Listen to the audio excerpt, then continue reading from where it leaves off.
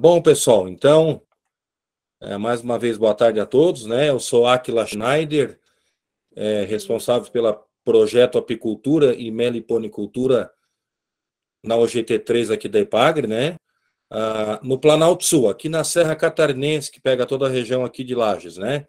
Lages, São Joaquim, vai até Anita Garibaldi, vai até Bom Retiro, Ponte Alta, e eu falo de Bom Jardim da Serra, né? Sou lotado aqui no escritório da Epagre. E hoje, então, pessoal, estamos realizando aí a terceira oficina virtual, que faz parte, né, da programação da terceira feira virtual do mel de Santa Catarina, né? Já foi colocado no chat ali, a gente pede que o pessoal deixe as câmeras e áudio desligados, né? Para não dar interferência e não deixar muito pesada a apresentação. Vocês podem estar utilizando o chat, né, para as manifestações, e ao final faremos os direcionamentos, né, para os palestrantes, tá? Então, na medida que vierem questionamentos, a gente vai passar para o palestrante aí, certo? E esse ano, pessoal, então, foram programados 4 dias de oficinas, né, com vários temas. Então, lá no dia 6, tivemos produção de extratos glicerinados e oleosos para a produção de cosméticos à base de produtos de abelha sem ferrão, né? Aí já no dia 12 tivemos preparo de protetor labial com mel e cera de abelhas e fabricação de máscara de argila com mel. E hoje, então, né, nós teremos 2 pequenas explanações aqui da produção de hidromel com o Dylan Thomas Teles, né, que daqui a pouco eu vou passar a palavra para ele. E na sequência, ainda hoje, a produção de aguardente de mel com o Matheus Pagliarini, né? O evento, ele é totalmente online, tá, pessoal? Gratuito. E a participação, ela foi disponibilizada através da inscrição, que está sendo divulgado lá no site da FAASC, né? Na Feira Virtual do Mel e em outros canais de comunicação aí, tá? Vai ter uma emissão de um certificado para cada dia da transmissão, assim como hoje, né? Sendo que será disponibilizado o certificado somente para quem está participando ao vivo do evento, por mais que ele seja gravado e a pessoa venha assistir depois, né? Poderá ser acessado esse certificado através da Minha Epagre, né? Posteriormente. O evento é uma promoção conjunta da Epagre, FAASC, Federação das Associações de Apicultores e Meliponicultores, né? FAASC, UFSC, FAESC Senar e SEBRAE. Lembrando também que a forma de interação do público, volto a dizer, pelo chat, né? Onde abriremos espaço de discussão ao final das apresentações, tá? Então, hoje teremos aqui o senhor Dylan Thomas Teles, né? Empresa Néctar Hidromel Santa Catarina, que vai falar da produção de hidromel. E, na sequência, o Matheus, né? Pagliarini, engenheiro de alimentos, consultor do SEBRAE, falando sobre a produção de aguardente de mel, né? Então, assim, queria agradecer mais uma vez a presença de todos, dos palestrantes, né, que se dispuseram a estar aqui conosco hoje, tá? E na sequência, então, vou estar passando a palavra para o Dylan. E assim, pessoal, vamos esperar a explanação, né, para a gente processar e considerar as perguntas aí, né? De repente, a pergunta de um já responde a pergunta do colega, né? E assim por diante, tá, pessoal? Então, Dylan, por favor, está contigo aí, fique à vontade. É contigo. Certo, pessoal, boa tarde. Espero que estejam vendo minha tela aí. Eu estou viajando, então parei aqui na estrada para a gente conseguir conversar, mas sem maiores prejuízos. Eu vou fazer uma apresentaçãozinha aqui para dar uma introdução para o pessoal sobre o hidromel. E como foi falado ali, se tiverem dúvidas, vão jogando no chat para lembrar, e no final daí a gente vai ter um tempinho para trocar uma ideia e tirar algumas dúvidas, tá? Então eu vou começar, para a gente ser breve. O meu objetivo aqui é introduzir todos vocês. Não sei se quem já conhece aí o hidromel, né? Mas vou falar um pouquinho sobre a história, sobre a cultura hidromeleira e também sobre a produção do hidromel. Para os que tiverem interesse aí em casa, para preparar o seu primeiro hidromel, tá? Então, meu nome é Dylan Thomas Teles, eu sou engenheiro agrônomo, consultor técnico do Senar também e sócio da empresa Néctar Hidromel, sediada em Florianópolis. O hidromel, assim como vários outros alimentos que estão presentes na nossa alimentação do cotidiano, é um fermentado, ou seja, é um alimento produzido a partir da ação de micro-organismos, tá? Então, assim como eu estava falando, vários outros alimentos que estão no nosso cotidiano são fermentados: vinho, o vinagre, molho shoyu, chocolate, queijo, pão, bolachas. Então, é uma infinidade de alimentos que a gente conhece que utilizam essa técnica, né? É uma técnica ancestral que no início tinha um objetivo de conservar, aumentar o tempo de prateleira dos alimentos, e com o tempo a gente foi aperfeiçoando isso, dando origem a diversos produtos hoje imprescindíveis na nossa alimentação. E um deles é o hidromel. No caso do hidromel, a fermentação, o tipo de fermentação que ocorre é a fermentação alcoólica, na qual a quebra dos açúcares presentes no mel vai dar origem ao álcool, tá? Assim como a quebra dos açúcares da uva dá origem ao vinho, a quebra dos açúcares de cereais dá origem à cerveja, no hidromel, no caso dessa fermentação alcoólica, a quebra dos açúcares do mel dá origem ao hidromel, tá? O hidromel, ele tem uma história muito antiga. Historiadores e pesquisadores dessa temática dizem que o hidromel é a bebida alcoólica mais antiga que se tem registro. Ela surgiu junto ali com o início da nossa civilização humana. Por quê? Porque antes mesmo dos seres humanos dominarem técnicas agrícolas, por exemplo, de produção de uva ou de produção de vinho, já existiam caçadores-coletores que coletavam méis de abelhas. E esse mel, eventualmente, devido à má conservação ou ao grau de umidade na qual os coletores pegavam esse mel, né, ele acabava fermentando. E ao fermentar, né, o mel é rico em leveduras e em microbiota, ele fermentava e acabava produzindo álcool.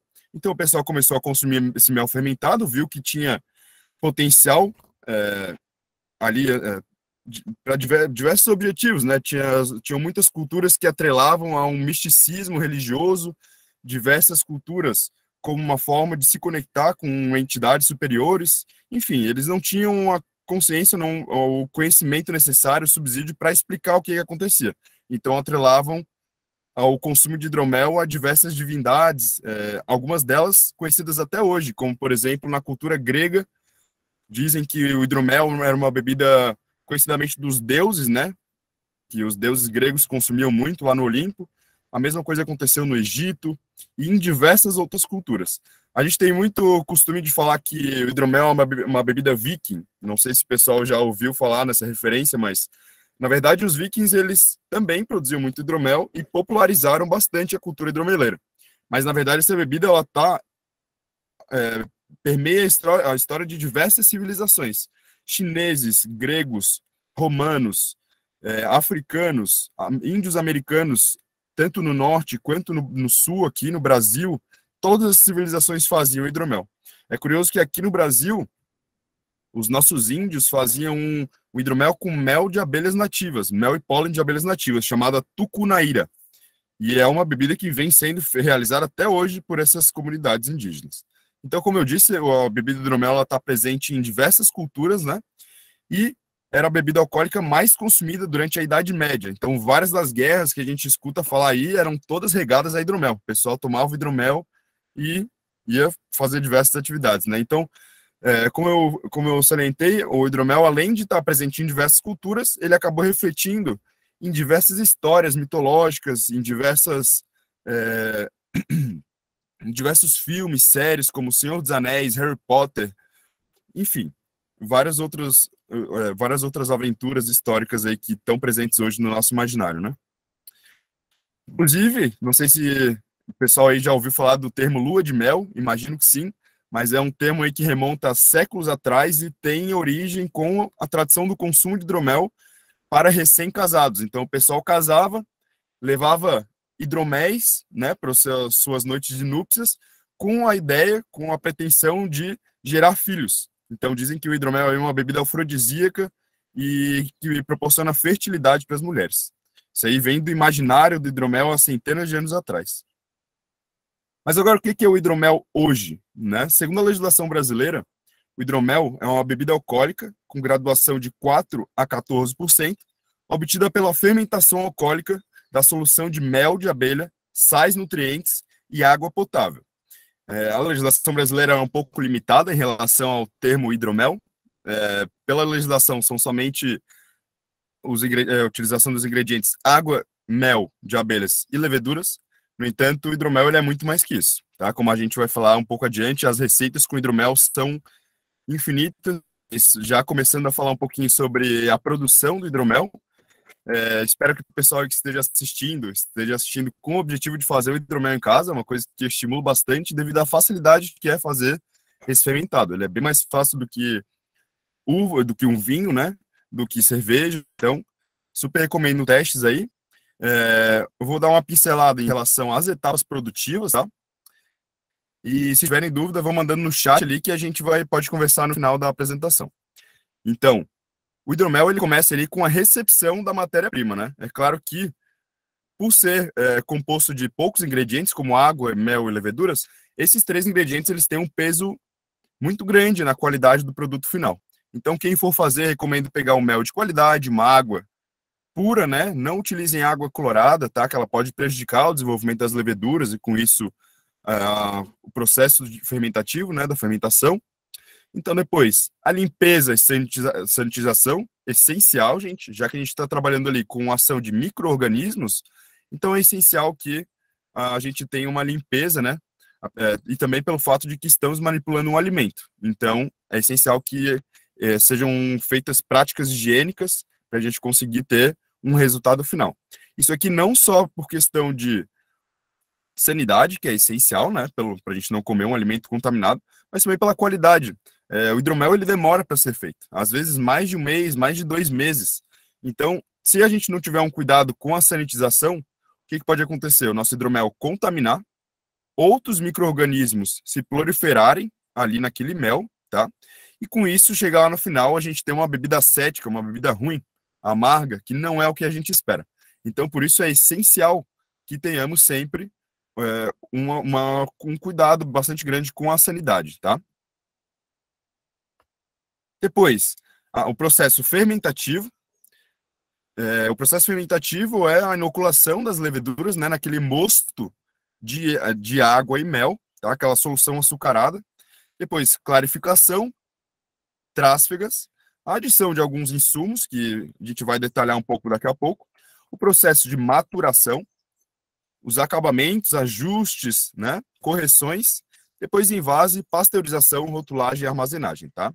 Então, tem um videozinho aqui que a gente preparou da nossa empresa para mostrar um pouco os processos produtivos lá na Nectar Hidromel, tá? Bom, não vai ser possível mostrar aqui,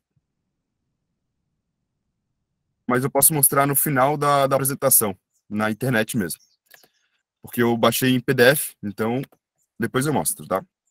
Mas sem nenhum prejuízo, está tudo descrito aqui também na apresentação. Então, quais são as matérias-primas básicas, né, para a gente fazer o hidromel? A água, visto que os processos fermentativos exigem umidade, porque essa água ela vai ser utilizada no metabolismo das leveduras ali, né? O mel, que vai ser a fonte de açúcares, de minerais e vitaminas para essas leveduras. As leveduras, o que são as leveduras? Elas são micro-organismos, como se fossem fungos microscópicos, tá? Que a gente joga nesse mosto de água e mel. Essas leveduras, esses micro-organismos, eles quebram esses açúcares e transformam em álcool e gás carbônico, tá? A gente vai detalhar isso aí um pouquinho daqui a pouco. E os nutrientes? Os nutrientes aqui no caso do hidromel são um passo importante pelo fato de que o mel, por mais que seja um alimento bastante rico, ele acaba não tendo todos os nutrientes necessários para que as leveduras tenham uma fermentação saudável, tá? Então a gente acaba adicionando esses nutrientes. Onde que eu vou comprar esses ingredientes? O mel, vocês imagino que tenham aí na Feira do Mel, é uma ótima oportunidade para comprar mel de qualidade, né, com produtores aqui de Santa Catarina. Então, super recomendo, pessoal. Depois, as leveduras, tem diversos sites na internet, tanto as leveduras quanto os nutrientes, que vocês compram no mesmo site todos os insumos necessários, tá? Não são insumos caros, levedura aí gira em torno de até R$18, e nutriente vai ser um pouquinho mais caro, mas tu usa muito pouquinho para cada fermentação, então acaba se tornando barato ao longo do processo produtivo. A fermentação alcoólica, né, como eu tinha dito, ela é realizada pelo micro-organismo Saccharomyces cerevisiae. Ele é o mesmo gênero de micro-organismo que é utilizado na cerveja, no hidromel, no pão, só que são genótipos, são variedades distintas de micro-organismo, tá? Então, vocês vão ver quando forem comprar as leveduras que tem diversos tipos de levedura. Tem levedura para vinho branco, para espumante, para vinho tinto. Então, cada um deles traz um perfil aromático, um perfil de sabor para o nosso hidromel. Ah, mas dá para fazer com levedura de pão? Sim, é possível fazer com levedura de pão. O que acontece? A levedura de pão ela não foi selecionada para fermentação alcoólica, então ela acaba morrendo antes de concluir o processo de fermentação alcoólica e ele não chega até o final com a graduação alcoólica que muitas vezes a gente deseja, né? Que é característico do hidromel. A mesma coisa o sabor também, ele traz um perfil aromático de fermentação realmente, de panificação, assim, o que muitas vezes não é desejável para nossa bebida, né? A gente utilizando uma levedura de qualidade, a gente acaba atingindo uma qualidade superior dessa bebida aí, do hidromel. Então, como eu disse, as leveduras elas quebram os açúcares, né? A glicose e a frutose e acabam liberando gás carbônico e álcool, tá? Então, só um esqueminha, né? A obtenção do mel ali, de apicultores ou de unidades de beneficiamento, de preferência com sistema de inspeção, tá, pessoal? Sempre.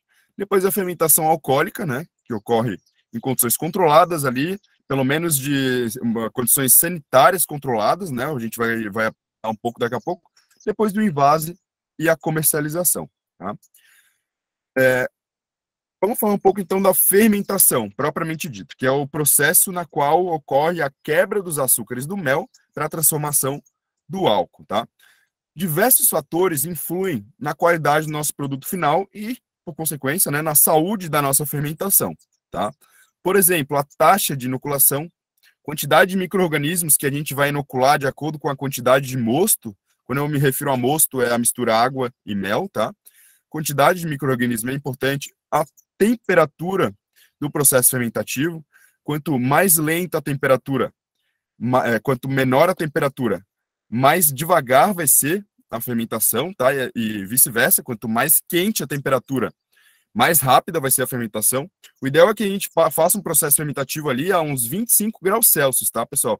Que é uma temperatura que as leveduras se encontram confortáveis para fermentar, para quebrar os açúcares tranquilamente. Quanto mais quente, elas podem acabar entrando em um processo de estresse e acabam formando alguns compostos que não são tão desejáveis.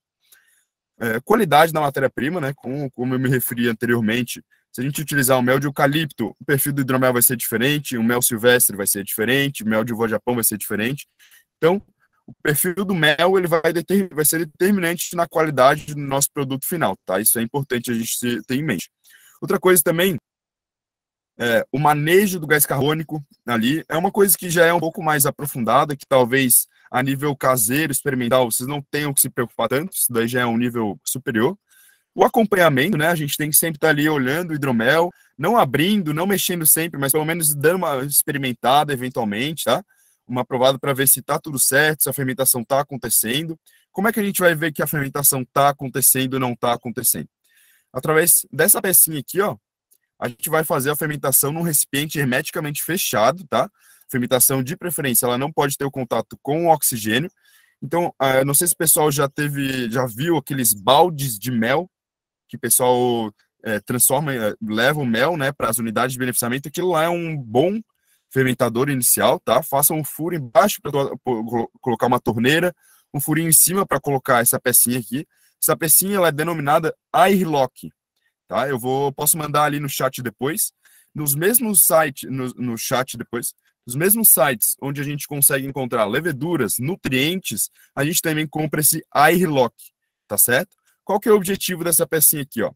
Como eu disse, a fermentação ela tem que acontecer de maneira anaeróbica, ou seja, sem o contato com o oxigênio, tá? Então a gente vai fechar o balde, vai fazer um furinho em cima na tampa e vai encaixar essa pecinha aqui que vocês estão vendo. Essa pecinha ela tem um furinho embaixo e um furinho em cima. Então o gás carbônico ele vai fazer esse caminho aqui e vai sair. No entanto, como aqui tem um líquido nessa segunda polinha, nenhum gás vai entrar, ele só vai sair. E com isso a gente garante que a fermentação vai ser anaeróbica, ou seja, não vai ter o contato com o oxigênio, tá certo? Então, a gente vai estar sempre acompanhando ali, tá saindo bolinhas aqui, vocês vão ver depois quando iniciarem o processo fermentativo de vocês, conforme vai começar a sair bolinhas aqui, quer dizer que a fermentação está acontecendo, né? Que a quebra de açúcares está sendo realizada no metabolismo das leveduras. Então, isso é bem importante da gente acompanhar, tá? Sempre que provarem, vocês vão vendo ali, tá muito doce, já inoculei leveduras, a fermentação não está acontecendo, o que pode ser? Falta de nutriente, a temperatura inadequada, daí são vários parâmetros, tá? Várias coisas que a gente precisa ir pesquisando.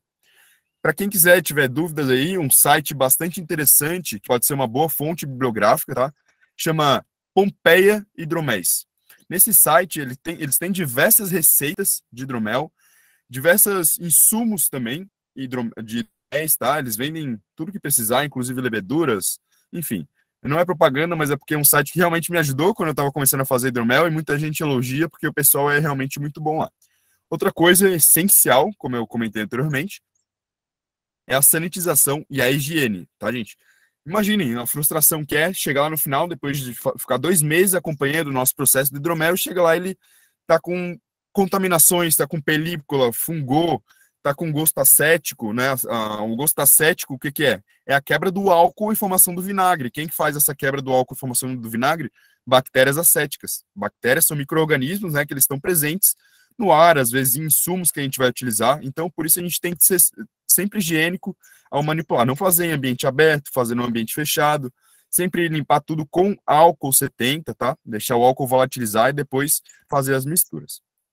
Depois do processo fermentativo, a gente vai ter uma condição aqui, ó, igual essa primeira bombona, tá? O hidromel, os micro-organismos que a gente inocular ali dentro, eles vão se multiplicar, né? Eles vão utilizar o mel do soro ali para se multiplicar, tá? E se multiplicando, o que acontece? O mosto vai ficando turvo, ele vai ficando leitoso, assim, opaco, tá? E esse não é o nosso objetivo quando a gente consome uma bebida, né? A gente tem sempre preferência para consumir uma bebida translúcida, transparente, como a gente vê aqui do lado, tá? Então, como que a gente vai chegar nessa condição de uma bebida turva para uma bebida clarificada dessa maneira? Através do processo de trasfega, tá bom? O que é a trasfega?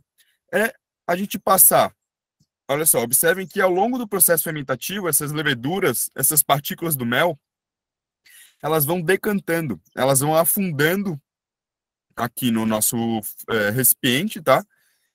E vai formando outra parte importante que é a borra. Então, vejam bem, o mosto é a mistura de água, mel e leveduras, né? Que é o opaco aqui. E aí, o mosto ele vai dando origem ao hidromel, que é o translúcido, e a borra. A borra é essa parte do final, é o precipitado, tá? São partículas de leveduras mortas, são compostos resultantes do metabolismo das leveduras, são partículas que estão presentes no mel, às vezes na água, isso tudo vai decantando e vai formando uma espécie de poeira, de pó lá no fundo do nosso fermentador. E como é que a gente faz para clarificar, né?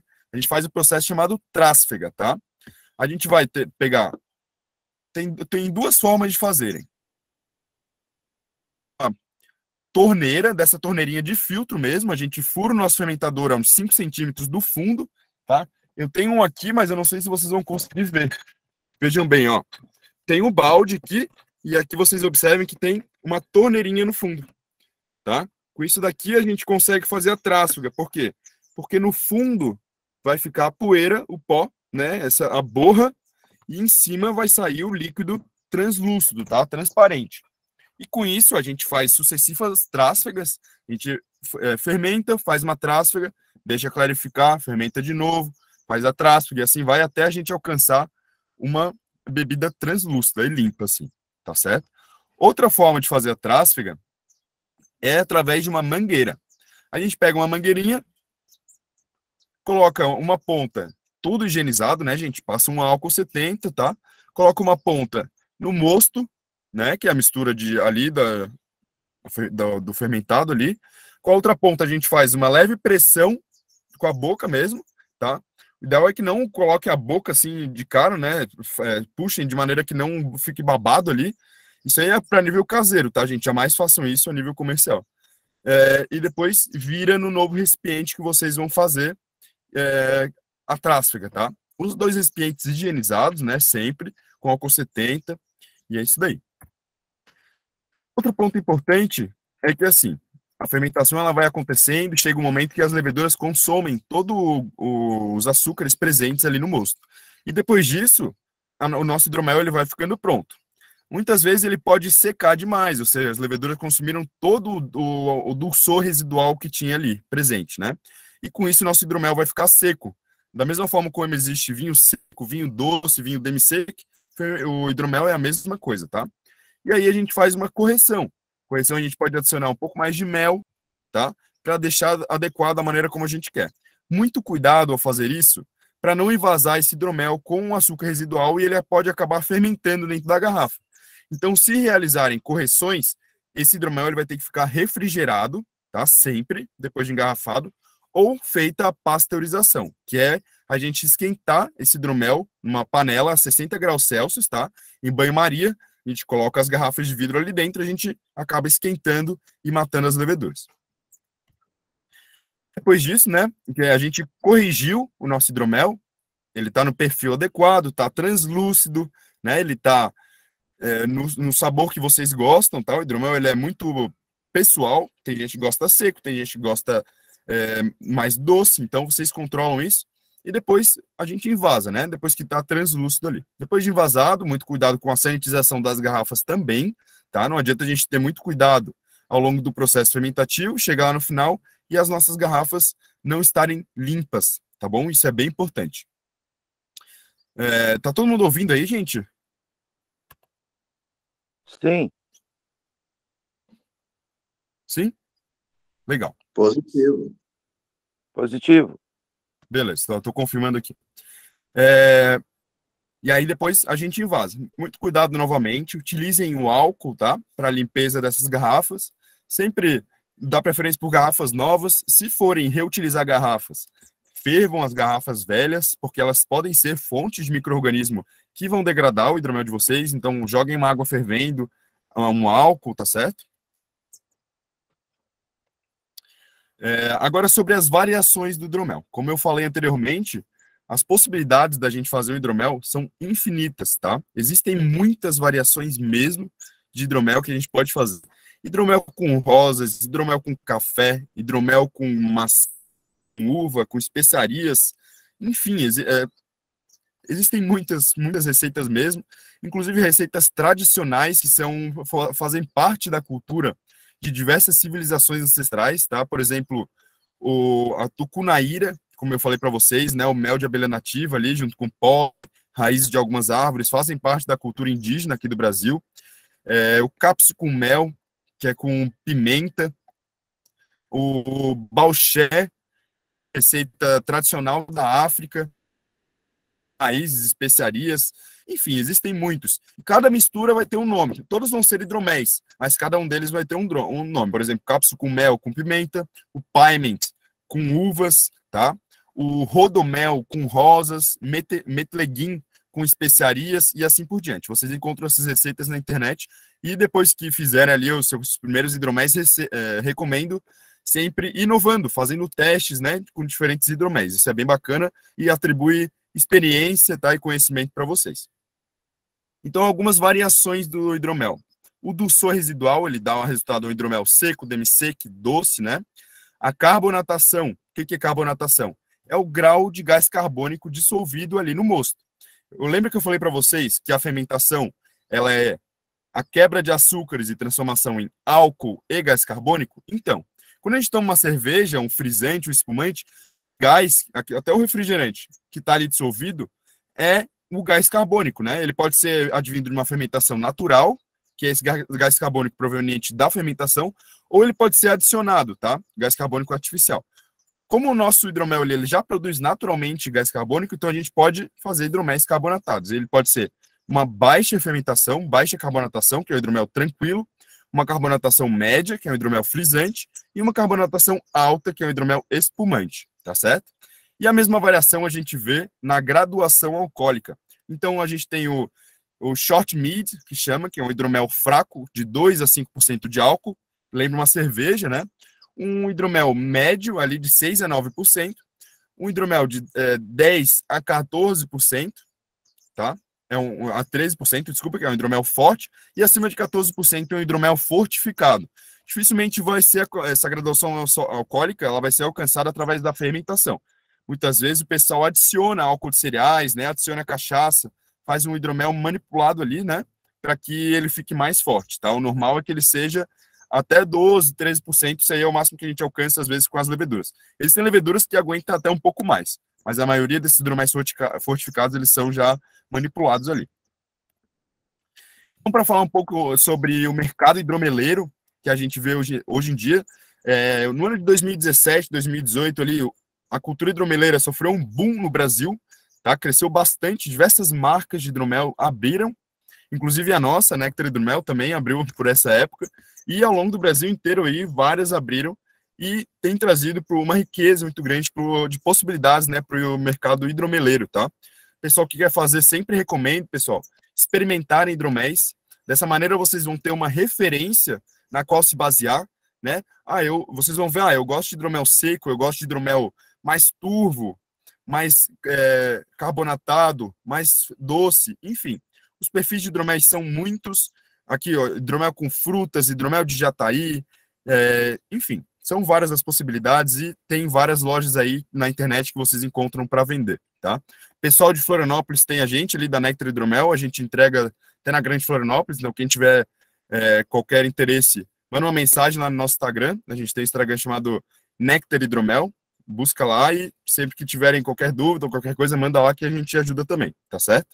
Então, uma loja bem bacana que vende só hidromel, chama O Dente Azul, tá? Vocês encontram na internet aí, é uma loja especializada em hidroméis, então é muito bacana que vocês conseguem ter hidroméis de diferentes perfis, hidroméis de diferentes preços de vários estados do Brasil, tá? Então, recomendo.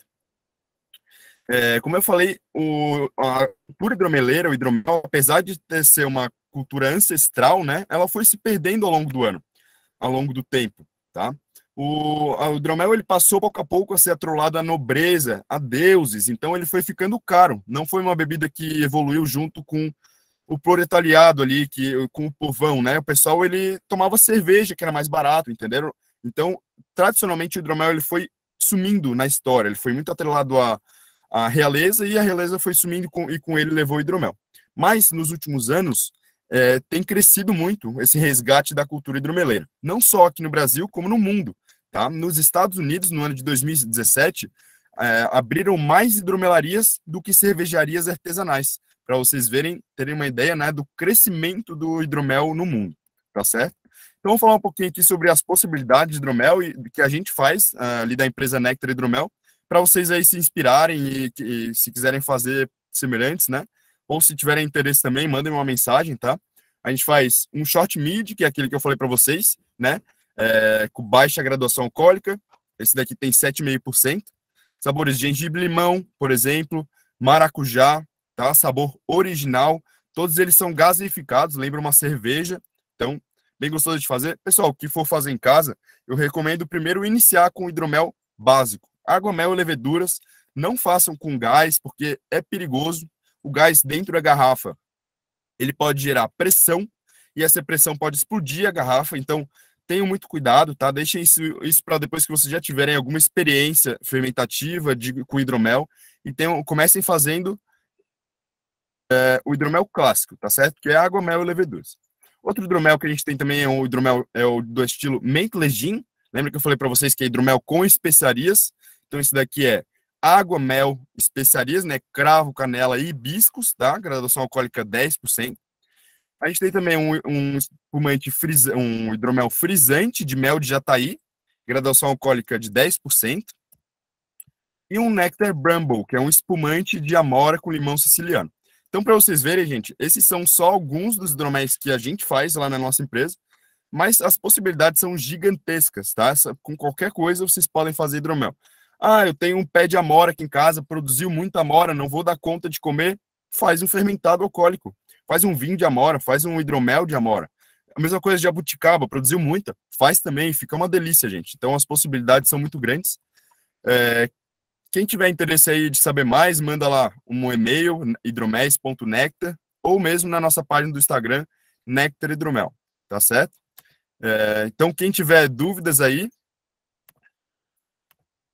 estou à disposição. Não sei se alguém de vocês já tinha feito hidromel em casa, como é que é? Já conhecia o hidromel? Vamos conversar um pouquinho agora, temos até... Eu vou mandar aqui no chat, tá? O nosso e-mail, o nome das peças e dos insumos necessários, tá bom? Quem tiver dúvida pode ir perguntando aí, pessoal.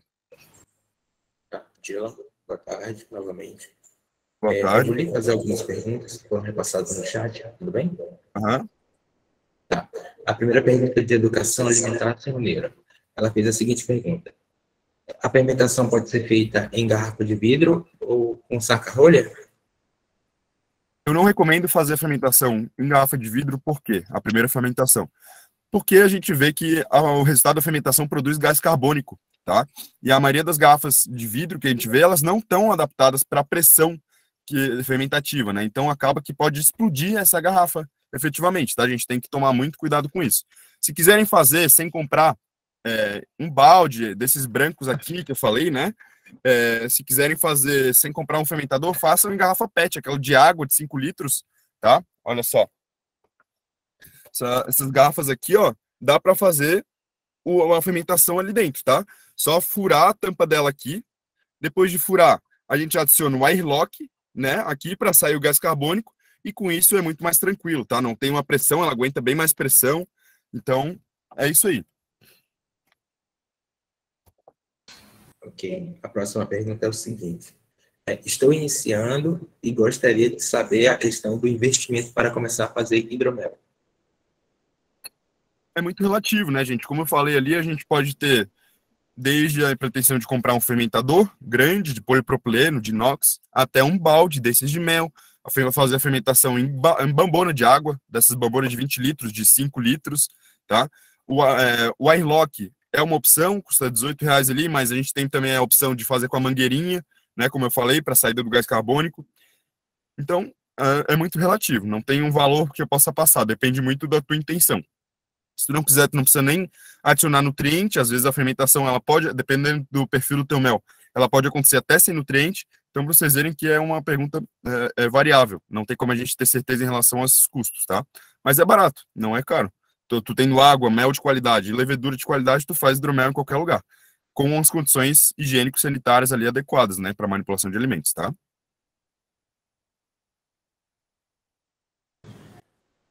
Certo. A próxima pergunta é da mesma pessoa. Ela perguntou o seguinte: se um tecnólogo em alimentos ou em agronegócio pode assinar ou só um químico? Para ser responsável técnico em hidromelaria, imagino que seja, né? Você tem que entrar em contato com o seu conselho regional, tá? Recomendo, porque ele falou que é engenheiro de alimentos, né? É isso? Sim. Acredito que possa, tá? Mas recomendo entrar em contato com o conselho regional para ter certeza, tá certo?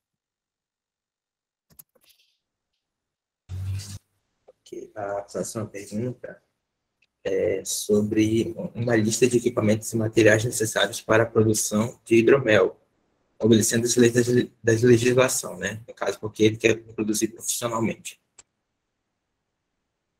Recomendo buscar o seguinte documento: Registro de Identidade e Qualidade, chama RITIQ, tá?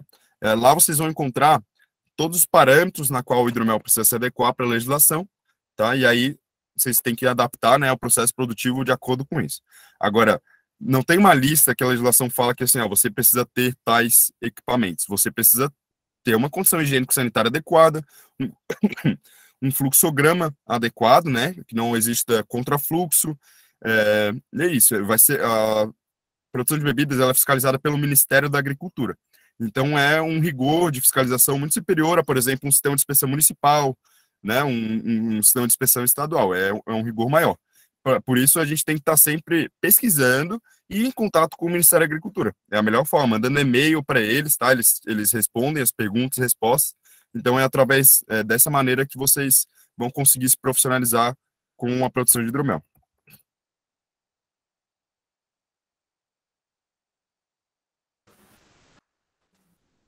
Mandei ali no chat, pessoal, os insumos necessários básicos, tá? Tirando mel, né? Leveduras, nutrientes, eu botei o mel, e tirando água, quer dizer. Leveduras, nutrientes, mel, airlock, o site para compra de insumos, tá? WE Consultoria, Indopropil, se vocês pesquisarem isso na internet, vocês vão encontrar. O nosso e-mail da empresa é hidromés.nectar@gmail. Vou mandar de novo. Se quiserem fazendo mais uma pergunta aí, pessoal. Ok. A Paula Santos perguntou o seguinte: como que eu faço para medir o teor alcoólico? Boa pergunta. Eu mandei ele de novo.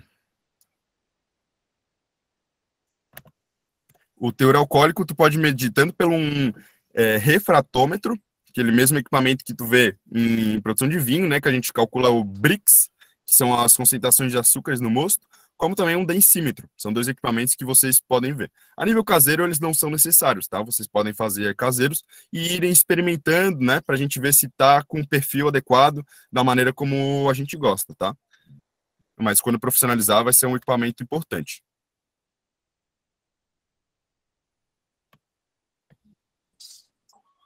Ok. Você tem alguma indicação de local de compra de leveduras e nutrientes? Nesses sites aqui que eu coloquei aqui em cima, ó, WE Consultoria e Indopropil, ali nesses sites vocês encontram tanto as leveduras adequadas para a produção de hidromel, tá? São vários perfis, né, como eu falei, e também insumos enológicos para cervejas, então nesses sites tem. Geralmente as cidades também têm casas ali de produtos cervejeiros que vão ter diversos desses insumos para a produção do hidromel, tá bom?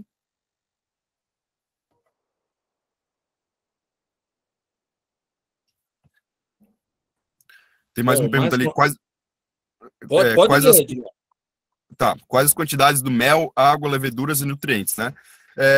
A nível caseiro, eu recomendo fazer assim, ó, uma proporção: 3 partes de água para 1 parte de mel.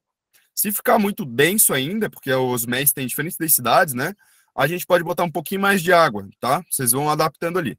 A ideia é que fique realmente uma solução doce e bem aguada, não uma solução doce mais consistente, né? Mais densa, tá? Então, 1 parte de mel, ou seja, por exemplo, tá? 1 parte igual de mel para 3 partes de água. Não sei se vocês entenderam. Se pegar um potinho de 5 quilos de mel, vira o mel no seu recipiente de fermentação, depois enche esse mesmo potinho 3 vezes com água, e aí vocês vão ter uma proporção adequada para ter um processo fermentativo saudável ali. As leveduras, um pacotinho de levedura, ele faz 23 litros de hidromel. Aí vocês fazem uma regrinha de 3, né, uma proporção, para ver qual que é a quantidade de levedura que vai ser utilizada, tá? Se for fazer 5 litros, tu adiciona ali a quantidade de levedura adequada para isso. Lembrando que um pacote faz 23 litros de hidromel, tá certo? E a quantidade de nutriente, como existem muitas marcas de nutriente no mercado, o ideal é vocês seguirem a recomendação dos fabricantes. Então, vocês vão entrar lá vão comprar o nutriente, né? E no próprio rótulo dele vai botar: adicionem 0,5 gramas por hectolitro.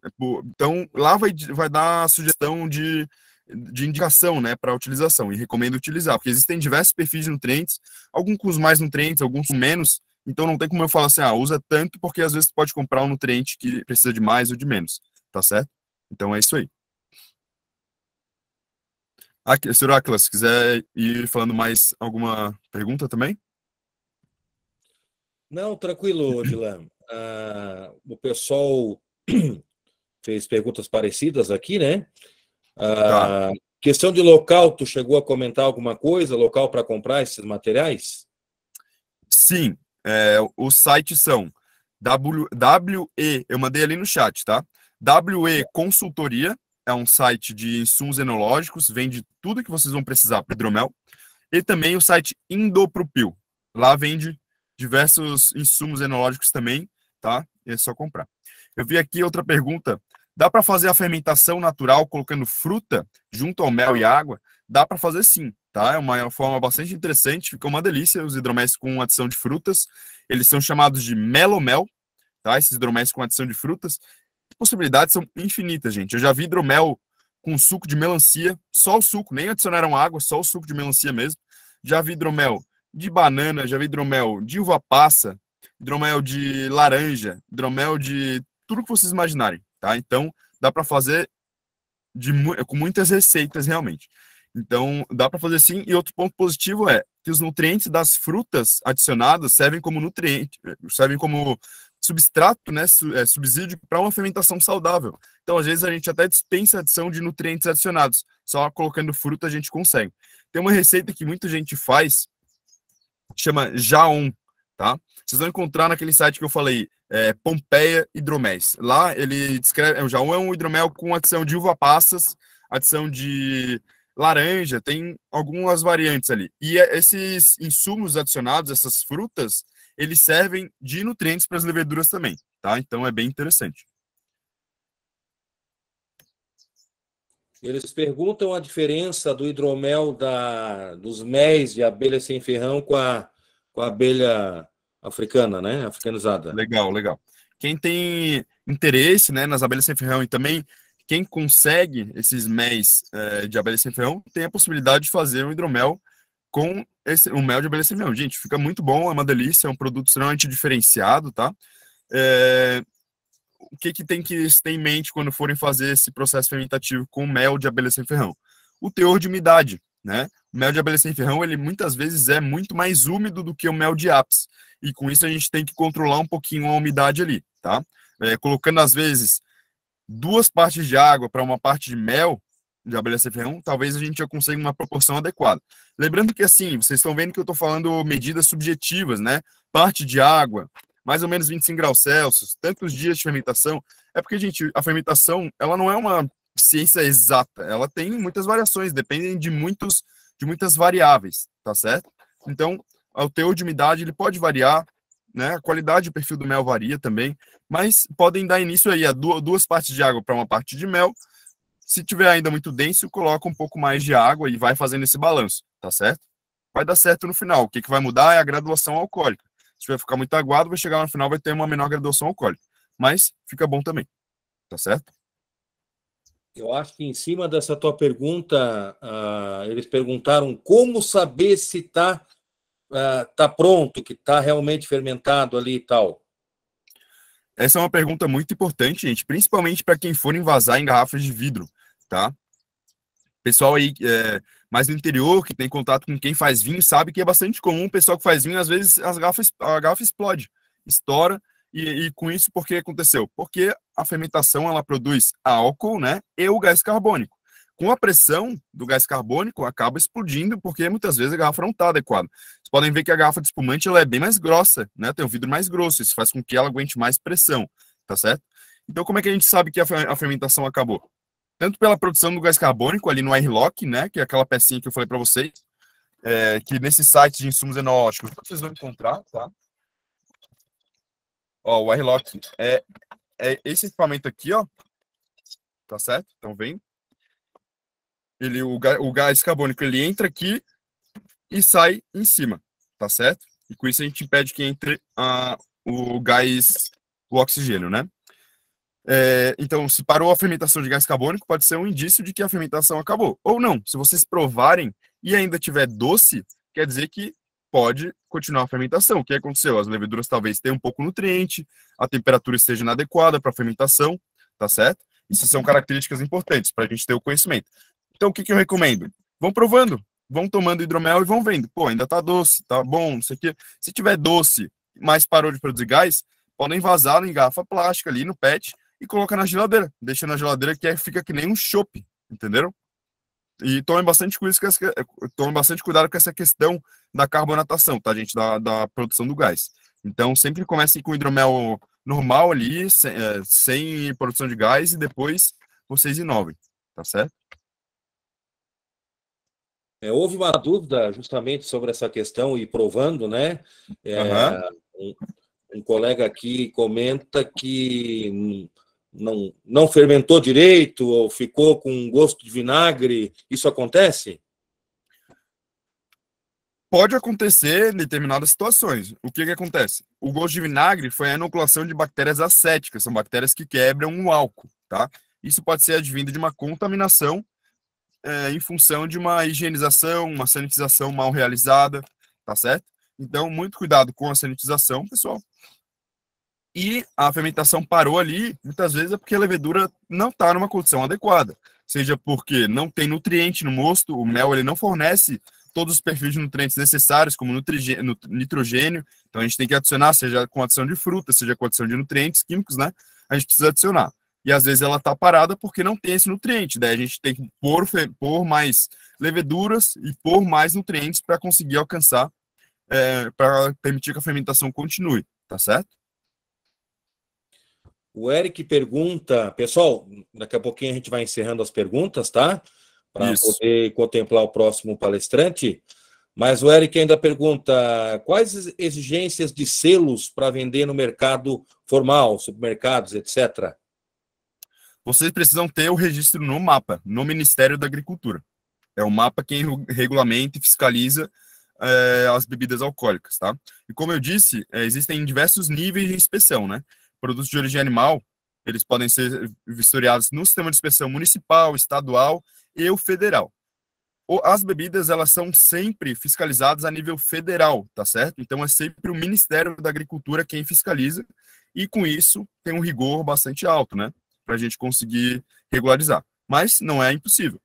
Entre em contato com o Ministério da Agricultura e tirem dúvidas que lá vocês vão ter todas as informações necessárias para a regularização, tá certo? Tem uma pergunta interessante ali. Gente, mas assim, a gente tem 3 minutos, que o Matheus, que vai falar sobre as cachaças, já está aí, e para a gente não estourar o horário. Então, vou responder aqui. Você pode falar sobre a fermentação com pólen? Muito bacana essa pergunta, por quê? Aquele hidromel, o tucunaíra, que eu falei para vocês, né? Ele era mel de abelha nativa com pólen. E por que isso é interessante? Gente, o pólen é rico em proteínas. E do que são formadas as proteínas?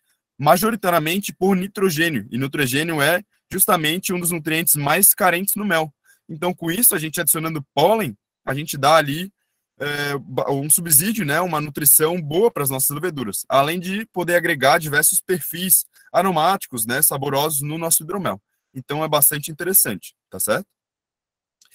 Só para finalizar, gente, a gente tem 2 minutos, mas quem tiver mais dúvidas, interesse ali, entre em contato, tá certo? Lá na nossa página, no nosso e-mail. Eventualmente a gente pode responder alguma coisa. Tem também os sites, fontes de bibliografias.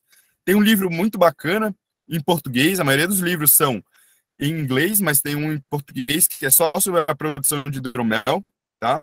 Recomendo buscar aí. E é isso aí. Prazer aí conhecê-los. Espero que vocês façam o melzinho e que dê tudo certo, tá certo? Valeu, gente. Muito obrigado aí pela atenção.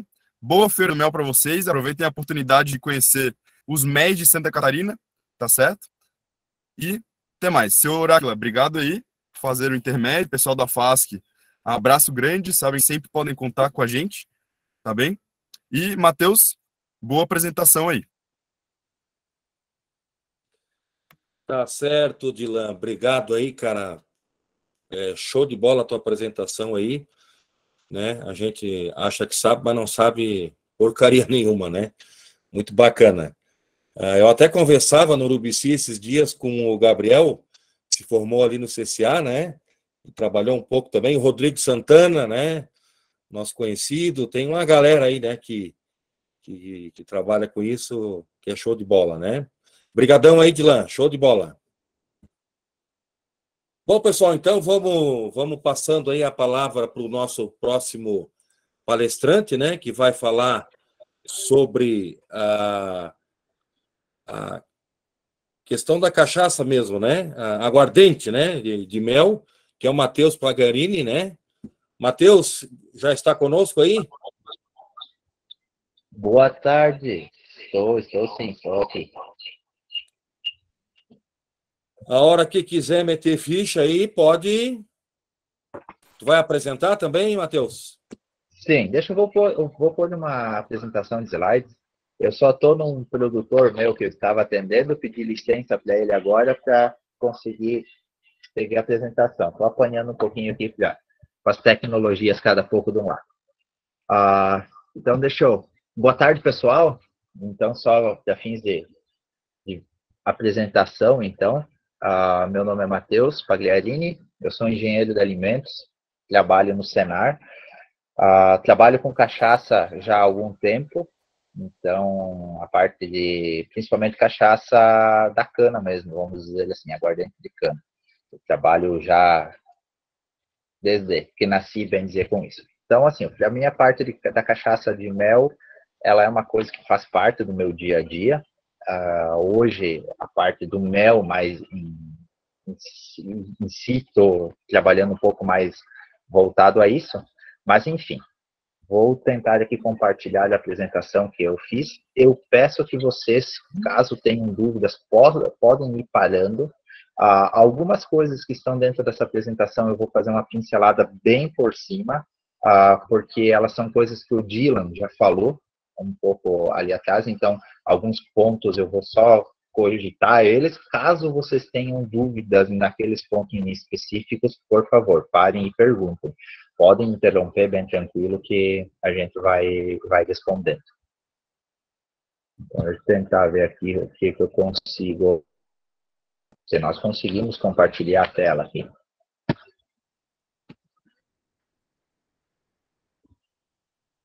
Se está aparecendo para vocês aí.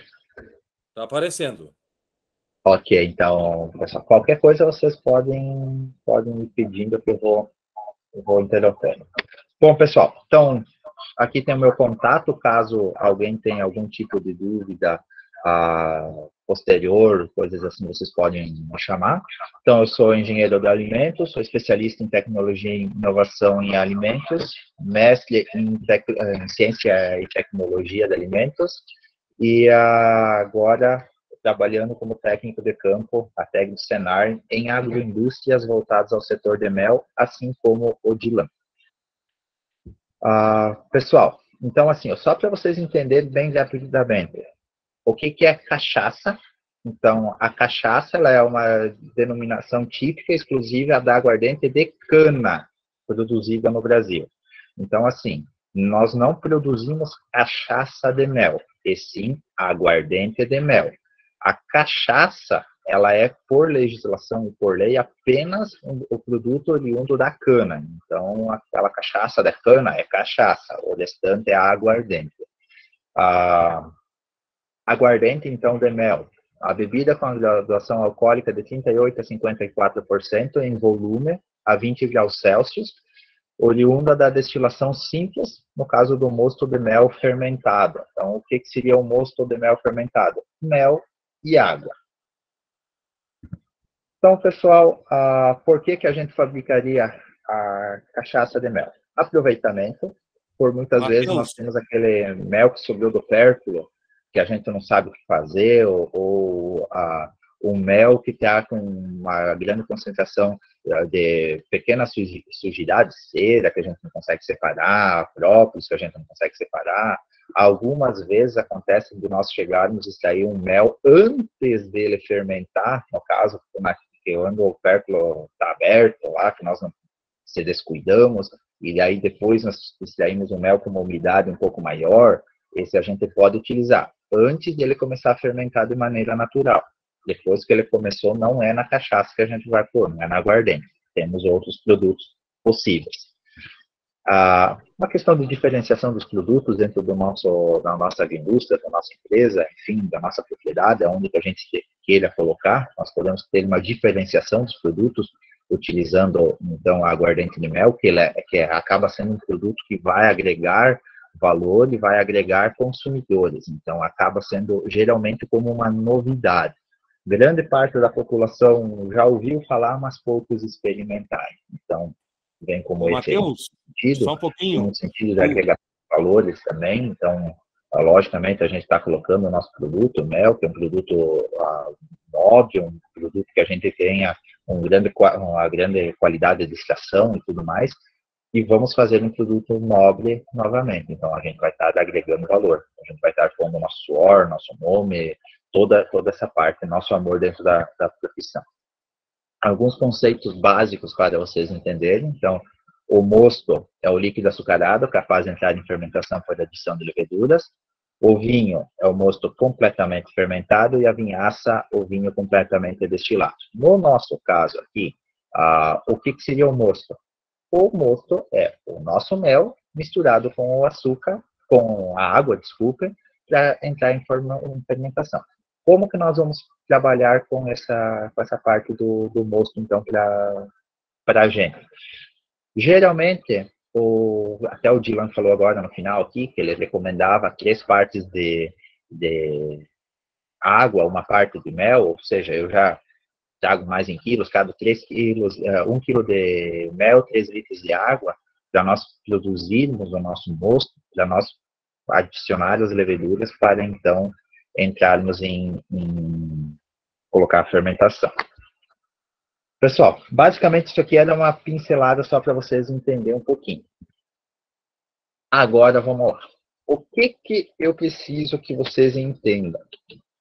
Sempre que nós vamos fermentar alguma coisa, que nós vamos para fermentar a parte dos compostos, do mel e tudo mais, nós precisamos ter uma higiene.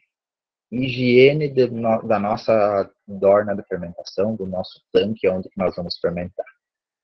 Mateus, precisa ser de inox, precisa ser de madeira, precisa ser do quê? Recomenda-se de inox ou polipropileno, que são 2 equipamentos, no caso 2 materiais, que são de fácil higienização, difícil contaminação e tudo mais. Então, como nós vamos trabalhar com um produto açucarado e nós vamos diluí-lo em água, ele se torna muito suscetível à contaminação. Então, por isso, nós precisamos eliminar ao máximo as opções dos micro-organismos e as questões de nós termos essa parte de contaminação. Então, nós temos que excluir essas oportunidades, essas possibilidades. Então, solução de hipoclorito de sódio 1%, a nossa velha conhecida Triboa ali, vamos fazer uma propaganda. Então, 2 colheres de sopa ou 30 ml em 1 litro de água, e lavar bem as nossas dornas de fermentação antes de nós começarmos a trabalhar. Lava ela, deixa ela agir por alguns minutos, que vai matar todos os micro-organismos presentes, os patogênicos, aqueles que não vão fazer nada de benéfico para nós, não vão trazer esses benefícios, e sim apenas malefícios. Nós não lavando a nossa dorna de fermentação, o que pode ocorrer? Ocorrer bolores, pode ocorrer a fermentação acética, pode ocorrer a fermentação lática, pode ocorrer a fermentação butílica, pode apodrecer a nossa fermentação. Então, qualquer um desses problemas que ocorrer vai impactar, na nossa qualidade do nosso produto. Impactando na qualidade, vai impactar no valor. Isso se a gente ainda conseguir ter um produto no final. Então, é grande probabilidade de que, se nós termos contaminações na hora da fermentação, nós não conseguimos chegar dentro de um produto de qualidade. Então, assim, o mosto, a partir do momento que nós preparamos, nós higienizamos a nossa dorna, a nossa fermentação, nós vamos para o preparo do mosto. A parte do mosto, então, a levedura, ela consegue metabolizar até no máximo 16 graus Brix. Ela não consegue acima disso. Então, o que é o ideal? A gente de 15 a 16 graus Brix, para nós evitarmos problemas da fermentação, onde nós vamos ter uma diluição perfeita do nosso mel na água. Então, aquilo que o Dylan comentou, a parte... Só um segundo, pessoal. Aquilo que o Dylan conversou antes de 3 litros de água, 1 quilo de mel, é a parte essencial. Vai dar em torno de 15, 16 graus Brix quando a gente fazer essa diluição. Para ter certeza, a gente pode pegar e medir existem os equipamentos, né, os liquidatômetros, mesma questão que o Dylan conversou antes com vocês, a gente pode diluir, deixa ele de 15 a 16 e vai colocar a fermentar. Importante, a parte da diluição ser feita com água de qualidade, filtrada sem cloro, de preferência destilada ou deionizada. Por que água filtrada e sem cloro? A partir do momento que nós colocarmos cloro dentro da água, ele vai agir com os micro-organismos e vai acabar inibindo os mesmos. Então, nós vamos perder a eficiência da nossa destilação, da nossa fermentação. Então, perdendo eficiência, nós vamos estar perdendo álcool. Perdendo álcool, nós estamos perdendo produto. E aí nós vamos estar impactando impactando na produção. Então, de maneira geral, pessoal, 1 kg de mel adiciona-se de 3 a 3 litros e meio de água nessa faixa aí, para a gente ter essa questão. Aqui, eu trouxe para vocês alguns... serve água mineral, pessoal. Serve água mineral, sim. Aqui eu trouxe água de poço artesiano, água de mineral, água deionizada, destilada. Geralmente, quem vai produzir a aguardente de mel possui alambique em casa ou algum tipo de destilador. Tendo esses tipos de destilador, não há necessidade de vocês comprarem água para fazer esse fim. Basta, coloca água normal dentro do destilador, do equipamento e destila. Então, vai tirar a água destilada que vai utilizar ela para fermentação. Mas, caso não consiga, pode usar água mineral sem problemas algum. Eu trago para vocês algumas imagens de equipamentos. Eu teria os equipamentos para mostrar para vocês, porém, como eu estou em viagem, não consegui ter eles em mãos, eu trago para vocês aqui. Esse primeiro equipamento aqui é o mais barato que tem, é um densímetro, é onde que 90% dos produtores eles utilizam. Ele nada mais é do que tu enche um recipiente com produto, coloca o densímetro dentro e ele vai dar a medida de quantos graus Brix ele está, ou quanto por cento de álcool. Os refratômetros, o manual, o digital de bancada, todos esses equipamentos servem para a gente estar vendo, medindo o grau Brix da nossa solução. Importante que o densímetro, existem vários modelos.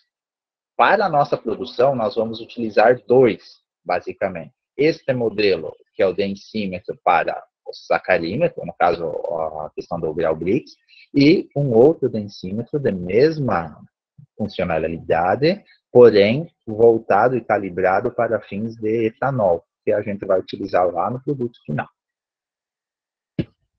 Então, pessoal, as leveduras, então nós podemos utilizar, geralmente utilizamos Saccharomyces cerevisiae, que é o mesmo fermento do pão, vamos dizer assim. Mesma questão do fermento do pão é o fermento que a gente utiliza.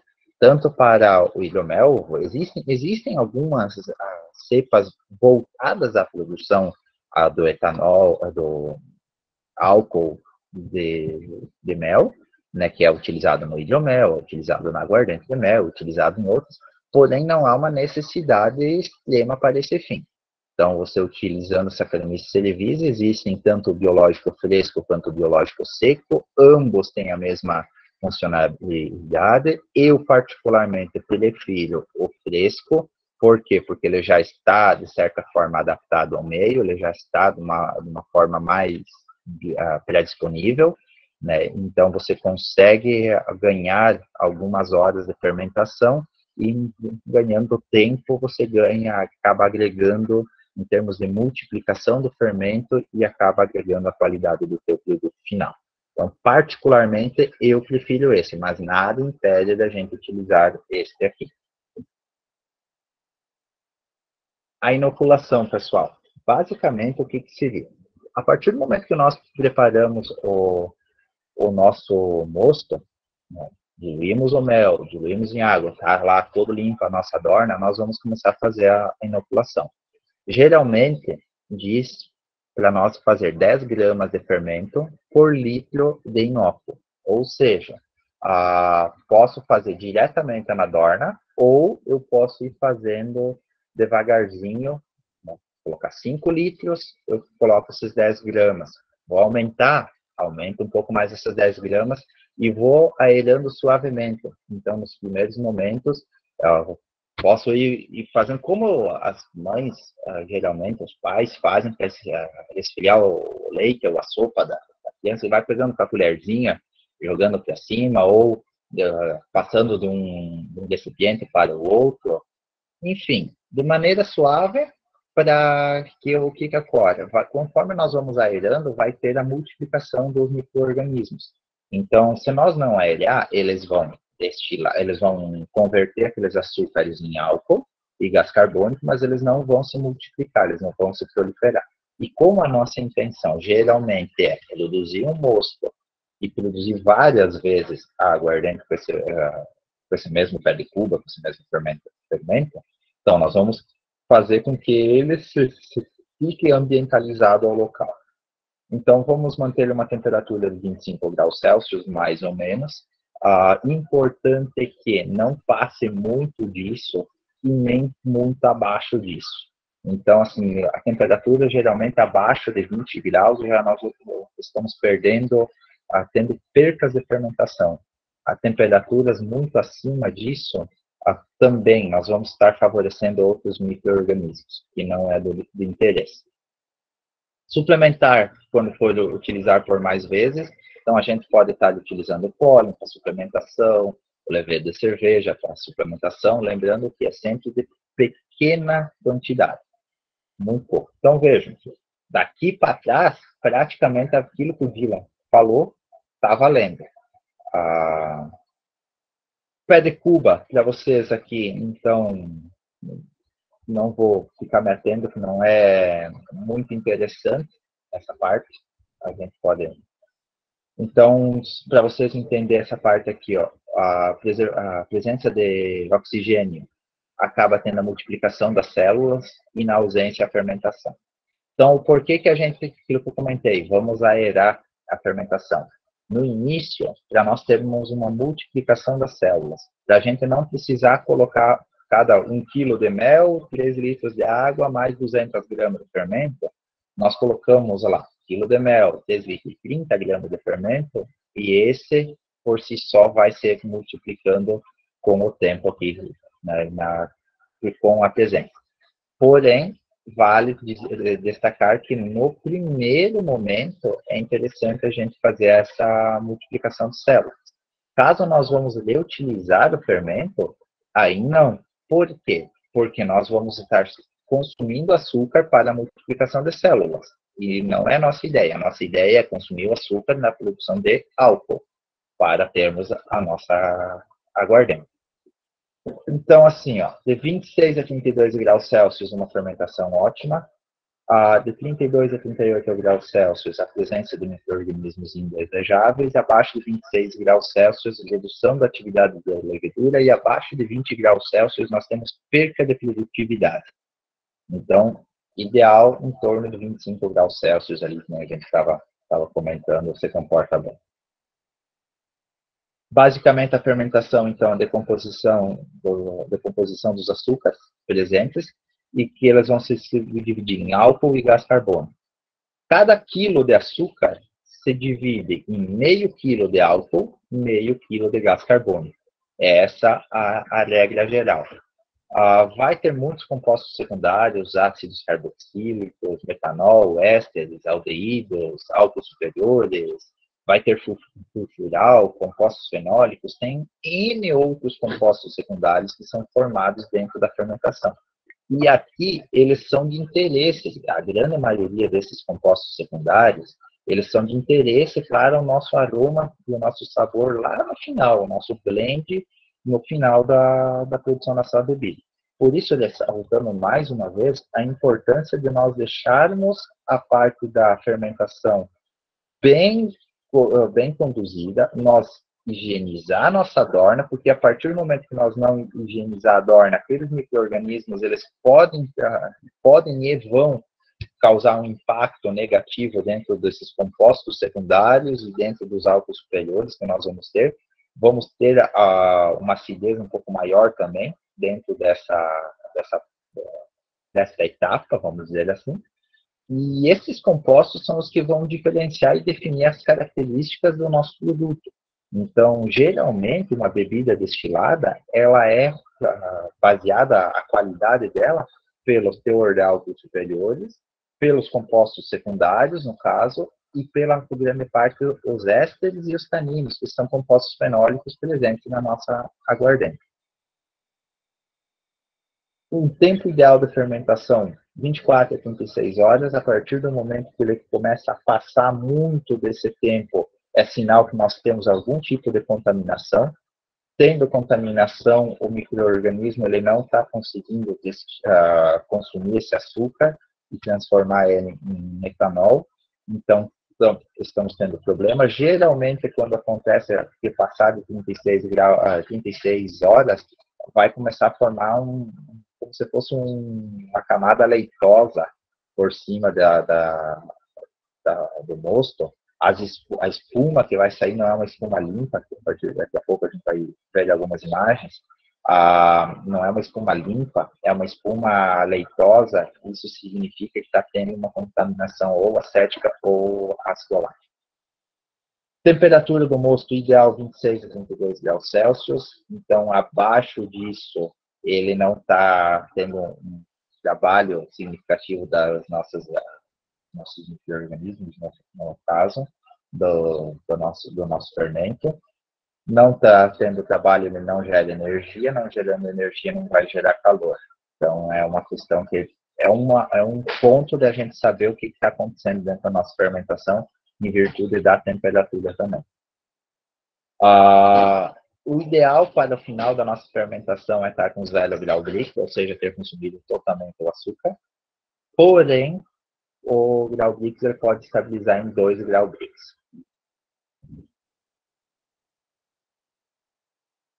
Para vocês só terem um pouco de ideia de como é que funciona a parte da fermentação, aqui nós temos um gráfico que ele demonstra, esse aqui foi um gráfico de produção de aguardente mesmo, da fermentação, onde o tempo e a diminuição dos açúcares, vocês podem perceber que aqui está o tempo em horas, ele está um pouco elevado, ideal que ele se torne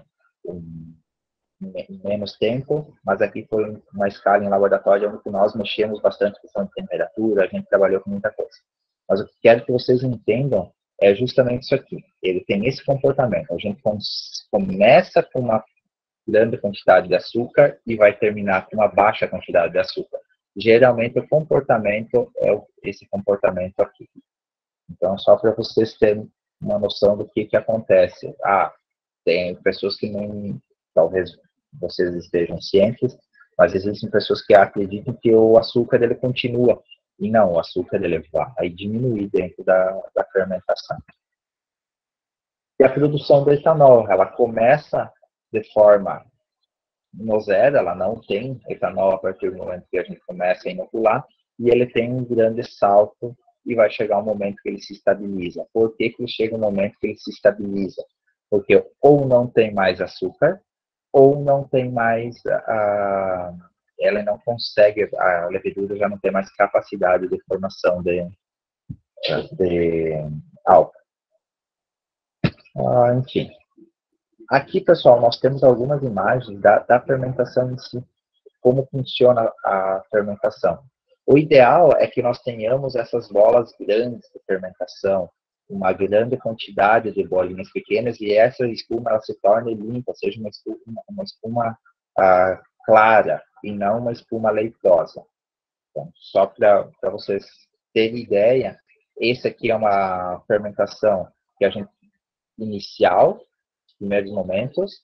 Aqui é uma fermentação já com algumas horas de fermentação, e aqui ela está no final da fermentação. Vejam que no final da fermentação ela vai desaparecer totalmente as bolhas de oxigênio e vai estar nessa coloração mais amarelada aqui. Então, pessoal, vamos trabalhar um pouco a parte da destilação aqui. Temperatura ideal da destilação, 78,3 graus Celsius. Nessa temperatura, a gente vai conseguir extrair a maior quantidade de compostos fenólicos, a maior quantidade de ésteres, maior quantidade de compostos secundários do nosso produto, que é aquilo que vai ser responsável pelo buquê final da nossa aguardente. Então, o nosso sabor, o nosso aroma, ele sai daqui. A primeira fração, nós precisamos separar. Toda a bebida alcoólica destilada, ela é separada em cabeça, coração e caldo. Por quê? A primeira fração, a cabeça, de 5 a 10% do nosso líquido, ou seja, basicamente 5 a 10% daquilo que, 10% daquilo que a gente coloca dentro da fermentação, está rica em compostos mais leves, que são ésteres, aldeídos, acetaldeídos e metanol. Alguns desses ésteres a gente acaba perdendo porque a gente precisa separar, mas principalmente a questão do metanol, que ela está presente dentro dessa parte, que ela é um composto tóxico para as nossas células e vai acabar ocasionando dor de cabeça, vai ocasionar outros problemas oriundos da bebida alcoólica. E eles não estariam presentes se nós fizéssemos a separação correta. Na segunda fração, de 70% a 80% do nosso produto é o coração, é a parte rica em todos os melhores componentes, que são os etanóis, aqui nós estamos os congêneres, que são os responsáveis pelos aromas, os destilados, os ácidos voláteis, enfim, toda a melhor fração do destilado ele está dentro de 70% a 80% aqui. E no final, nós temos de 10% a 20%, 25% a calda, que são produtos mais pesados, são produtos que eles não vão chegar a conferir um aroma agradável para o nosso produto, e sim um aroma totalmente de ovo podre, vamos dizer assim. É um aroma desagradável, sabor desagradável, então que acaba perdendo em qualidade do nosso produto e, logicamente, perdendo em qualidade vai perder em valor agregado. Então, nós vamos estar descartando de 10%, 15%, 20%, conforme vai a questão do quem está conduzindo essa destilação. Geralmente, quanto mais você retirar dessa parte, melhor a qualidade da sua cachaça. Então, a cabeça e a cauda, geralmente o pessoal pode redestilar, né, essa parte, e fazer uma aguardente de segunda qualidade, ou mais precisamente utilizar para álcool mesmo, para não perder. Eu vejo que quando nós estamos fazendo a parte de destilação do mel, que é um produto nobre, uma qualidade de um produto boa, a gente não pode ficar pensando naquela mínima coisa que a gente vai descartar, que seria a cabeça e a calda. Então, dá um outro destino, produz álcool, outra questão, mas deixa apenas para aguardente a parte do coração mesmo. O rendimento, isso aqui, pessoal, varia muito. Como base, a gente tem que 1 kg de mel vai dar em torno de 4 litros de mosto, com 16%, daria em torno de 800 ml de aguardente. Só que isso, assim, pessoal, vai variar conforme o tipo do mel que você está utilizando. Então, o mel de Jataí vai dar um rendimento, o mel de Apis vai dar outro rendimento, o mel de Mandassai vai dar outro rendimento.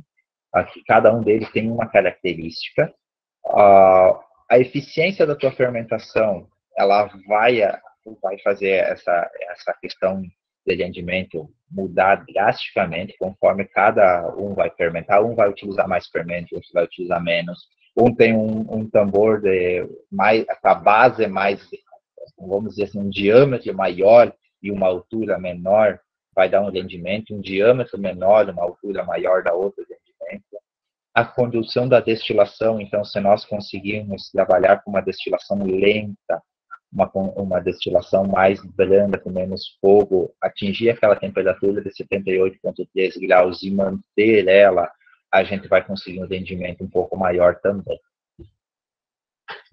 Importante a parte de maturação. Então, assim, aqui dentro da maturação é onde que a gente vai conseguir ter as melhores, o maior ganho. Então, que a bebida ela vai finalizar suas reações químicas, ela vai ganhar as características sensoriais desejáveis, vai ter as reações de oxidação e acidificação entre o destilado e a madeira que vai estar sendo armazenada. Logicamente, se nós colocarmos dentro do inox, dentro do polipropileno, ela vai ter algumas questões dessas esterificação, mas já não vai ser tanta quanto dentro da madeira. E aqui, logicamente, na madeira que nós temos as nossas maiores qualidades de ganho. Geralmente, nós mantemos dentro do barris de madeira. A cachaça, ela, para ser envelhecida, nós temos que estar com um mínimo de 50% de cachaça envelhecida por um ano. Premium, 100% de cachaça envelhecida por mais de um ano. Extra Premium, 100% de cachaça envelhecida por mais de 3 anos. E importante, num volume máximo de 700 litros. Essa é uma parte da nossa bebida, regulamentada pelo mar. Trago para vocês algumas das maiores madeiras utilizadas para esse fim: Jequitibá rosa, o bálsamo, amburana e o carvalho. Vejam que assim, cada tipo de madeira ela vai conferir uma determinada característica para a nossa bebida. Então, muita gente fala do tal do carvalho. Ela é uma madeira que ela vai dar corpo para a bebida, ela vai dar cor para a bebida. Porém, se nós utilizarmos blends com outras madeiras, nós vamos ter diversos aromas, diversos gostos marcantes, vai ter o ganho de acidez, ganho de pH, todas as outras características físico-químicas que vão dar exclusividade à nossa bebida. Então, aqui nós temos a questão de embalagem, que é uma questão muito importante. Aqui nós temos uma imagem da internet, onde costumeiramente a gente faz a pergunta: qual dessas embalagens o consumidor compraria? Então, hoje, o consumidor ele compra com os olhos. Então, basicamente, o vidro ele vai passar uma sensação de qualidade, um produto nobre, um produto com qualidade. Já o PET vai passar a sensação de um produto ruim, um produto de segunda, principalmente se esse PET for um PET reutilizado. Que aquilo que você mais vê quando você anda em volta são produtores utilizando garrafas de Coca, de Fanta, de outros refrigerantes, que lá compra, utiliza e reutiliza essa embalagem para colocar o seu produto. Acaba sendo algo que vai perder qualidade visual. Pode ser que a qualidade do produto interna esteja igual, esteja boa, mas o produtor, o consumidor, ele não vai trocar o certo pelo duvidoso. Então, hoje, ele olha para o vidro, para uma embalagem elegante, vamos dizer assim, e embalagem, nós temos N embalagem, o consumidor, ele olha como sendo um produto gold, sendo um produto que ele vai agregar valor. Então, assim, pessoal, de nada adianta a gente querer investir dentro de uma produção de uma aguardente de mel, um produto diferenciado, um produto nobre, um produto de um sabor inconfundível, e nós estragarmos aqui no fundo na embalagem. De nada adianta nós termos um controle muito grande e chegar na hora de embalar, nós não querer investir. Mas nós vamos investir numa embalagem de vidro, a embalagem varia hoje de 5 a 20 reais, uma embalagem de vidro coerente. Porém, agrega esse valor e vai ter o consumidor que ele vai pagar. Caso você não tenha o consumidor que ele vai pagar esse valor dentro dessa tua micro-região, talvez busque fora dela, que vai ter o consumidor. Hoje, o mundo globalizado da forma que está, o pessoal está comprando produtos, mandando para todos os cantos do país, produtos diferentes. Então, a aguardente de mel, ela vem como esse fim. E cada mel que nós temos dentro do nosso país tem uma característica diferente. Vocês sabem disso melhor do que eu.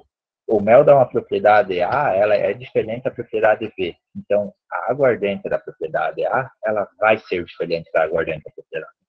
Então, são as diferenças que a gente pode estar trabalhando. Então, para vocês, como importância, a qualidade do produto final, ela tem grande dependência dos fatores como a fermentação, a destilação, o envelhecimento, a higiene e a qualidade da matéria-prima.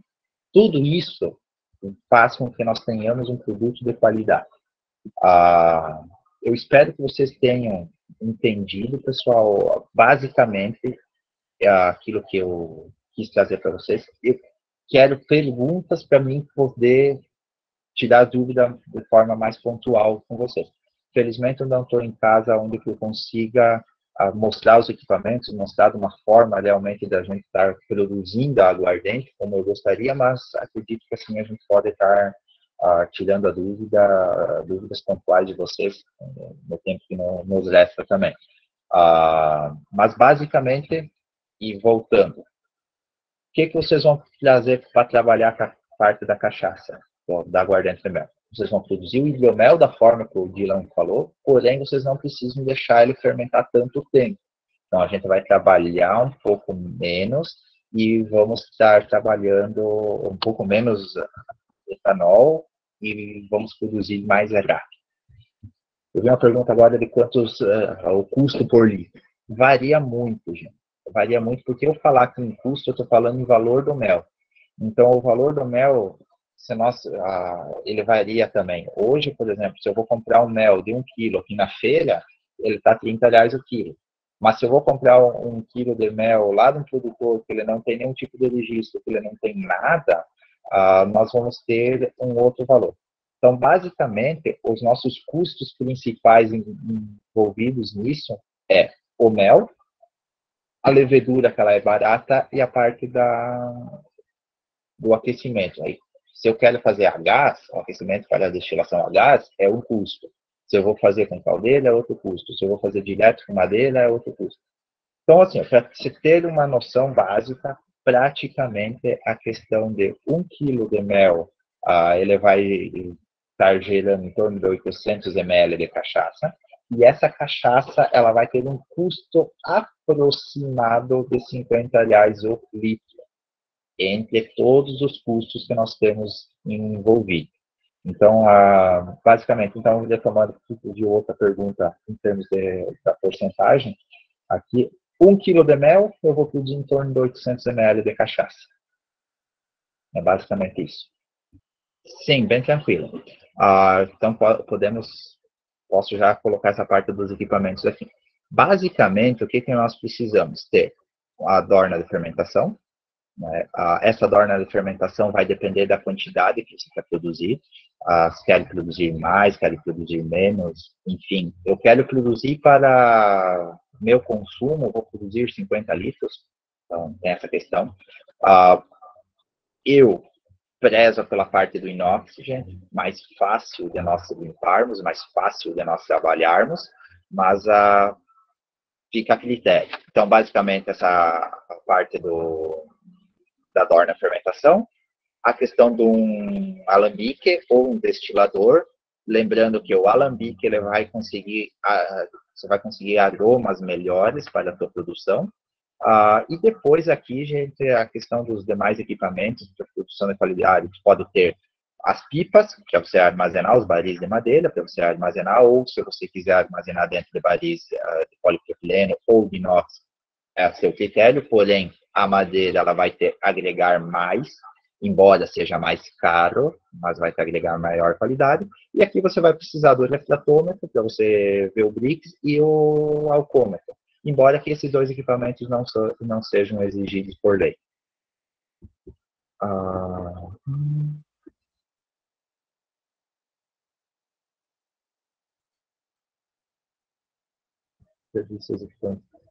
Justamente, pessoal, é só essa questão aqui, então, peço novamente desculpas por não ter conseguido mostrar, mas assim, é basicamente aquilo que a gente viu nas fotos ali, só o alcômetro, o refratômetro e a questão do alambique e uma dorna de fermentação. A dorna de fermentação nada mais é que um tanque, né, um tanque aberto, e o alambique, um alambique de produção de cachaça normal. Precisa ser de cobre, precisa ser de inox?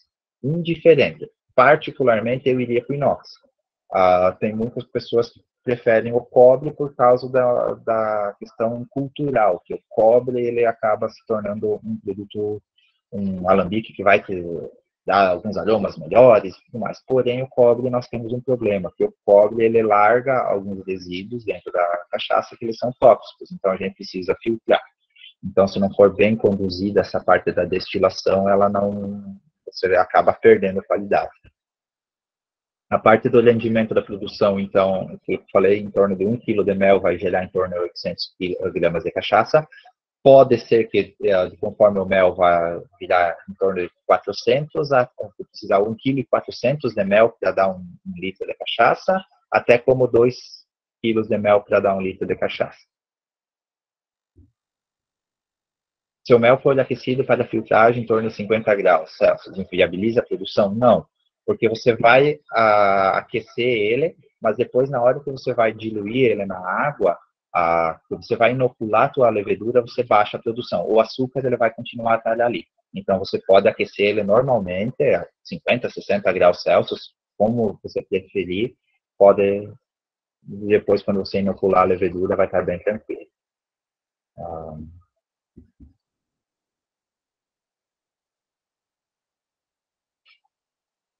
Em torno de cada quilo de mel que você utilizar, você utiliza 13 litros de água para você fazer a tua mistura.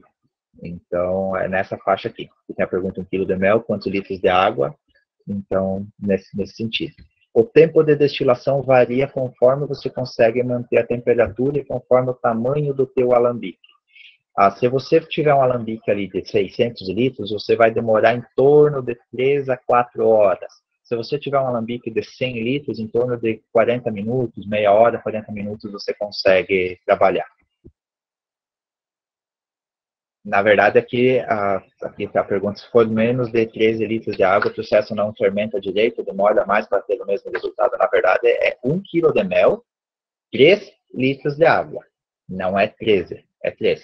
O que acontece se eu botar menos de 13 litros de água dentro da nossa produção? Ele vai ter um grau Brix muito elevado. Então, a nossa levedura ele vai chegar ali em torno de seus 22, 25 graus Brix. A nossa levedura ela consegue consumir até no máximo 16. Dos 16 em diante, nós estamos perdendo essa porcentagem de açúcar. Então, nós estamos tendo perca de produção, que ela não vai agregar a nada para nós. Além de que vai facilitar, a partir do momento que a levedura ela vai chegar, vai consumir até em torno, no máximo, 16%, depois ela não produz porque vai ter o álcool, vai facilitar a presença de outros micro-organismos. Vai demorar mais? Vai. Só que assim, para um hidromel, por exemplo, você consegue ter hidroméis acima com maior quantidade de açúcar, uma fermentação mais demorada, porque a fermentação do hidromel você geralmente faz ela fechada e você controla ela. Na aguardente, não. A aguardente você deixa ela num tanque aberto, que o intuito dela é o quê? Ela produzir o etanol e destilar, não é produzir outros compostos. Os compostos que vai estar presente, ele vai continuar presente, sendo ele rápida ou lenta a fermentação. Não há necessidade de você deixar uma fermentação muito longa para depois destilar. Então, se tu deixar menos água, tu está tendo perca de produção.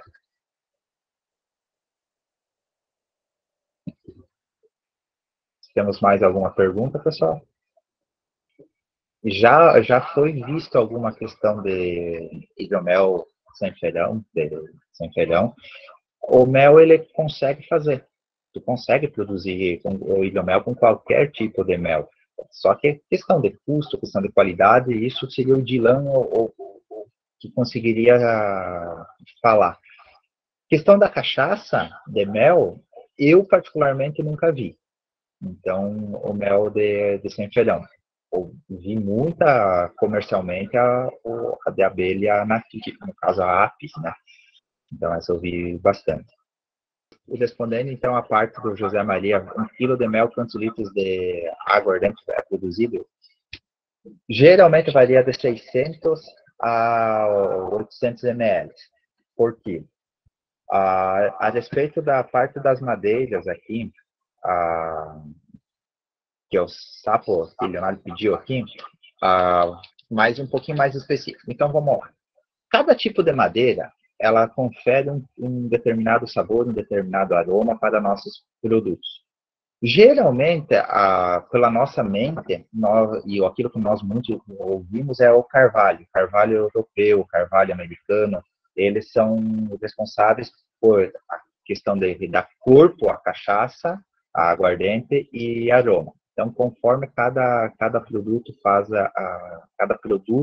cada madeira vai conferir algumas características diferentes para cada produto. Então, basicamente, para vocês entenderem, o Jequitibá, ele vai reduzir a acidez. A acidez é um dos componentes de qualidade da cachaça. Quanto mais elevada, pior é. Então, o Jequitibá, ele acaba retirando a acidez. O Jatobá, ele é uma madeira que ele confere a notas florais, notas frutadas para a aguardente, e ela vai dar corpo e vai dar uma coloração avermelhada. Se eu utilizar a amburana, por exemplo, ela vai dar um sabor inconfundível e vai dar corpo, ela vai tornar a sua cachaça licorosa. O carvalho, ele vai te dar uma coloração amarelada e ele vai te dar um pouco mais de corpo. Esse corpo que eu digo é o que acontece.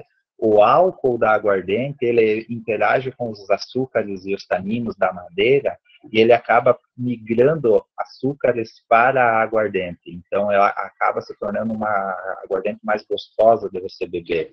Essa é a questão. A cada madeira, ela consegue colocar uma determinada característica. Existem madeiras, por exemplo, o pinus ou pinheiro, ele não confere nenhum tipo de característica, assim como a guajuvira, ela não concebe nenhum tipo de características diferentes para a madeira, porque elas são, para a aguardente, desculpa, elas são madeiras amorfas, elas não têm nenhum tipo de interação. Eu, particularmente, para a questão da aguardente, eu utilizaria o jatobá, o jequitibá, a amburana, o carvalho ou grápia, conforme cada região, particularmente nessas madeiras ali, que são aquelas que a gente vê que tem maior saída. Quanto a essa questão aqui, como tem pouco açúcar na abelha sem felhão, você consegue produzir? Consegue, só que daí vai ter aquela questão do custo, né? Vai impactar bastante.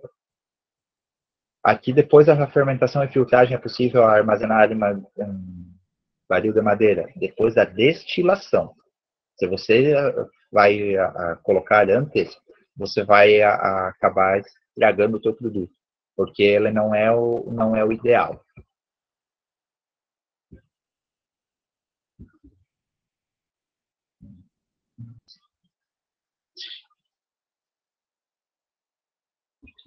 Então, aqui assim, ó, Nelton, a parte do 1 litro de cachaça, hoje, um custo em torno de 50 a 60 reais o litro, dependendo muito do mel que você vai utilizar. Fazendo uma conta bem sucinta assim, gente. Não é uma regra, tá? Varia conforme o tamanho do teu alambique, o tipo do alambique que vai produzir, o tipo da dorna de fermentação, a quantidade, a escala de produção, toda ela varia. O que eu vejo em volta, o pessoal vendendo ali em torno de 150, 120 reais o litro, nessa faixa aí.